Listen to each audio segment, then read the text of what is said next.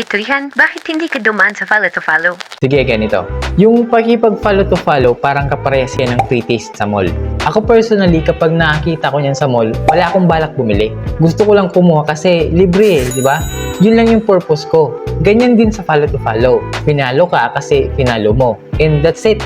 Wala na, hanggang dun lang. Wala naman yung content mo sa purpose niya, bakit ka finalo. Paano ngayon panonoorin ang content mo? Diba? Sino ngayon yung magko-consume ng content? Since hindi mo naman nakuha yung follower mo dahil sa content mo, paano nila ngayon papanoorin yan? Kahit ikaw, hindi mo naman gustong panoorin yung content na wala kang interest, di ba? Gusto mo bang magkaroon ng follower na hindi pinapanood yung content mo? Ako kasi ayaw ko nun, kaya hindi ako dumaan dyan.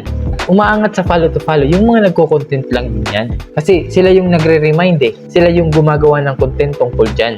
So kung ikaw, ang content mo ay iba, baka gusto mong mag-observe kasi baka nagpapakapagod ka lang para sa wala.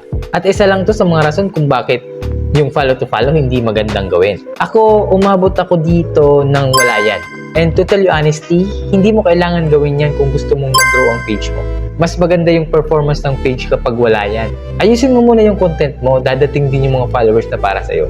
Kailangan mong pag-focusan yung improvement ng content mo. Kailangan mong isipin yung audience mo every time na gumagawa ka ng content. At syempre, gawin mo consistently. At lagi mong tatandaan na dito sa social media, content is king. Laging lamang yung may content na may ibang dating.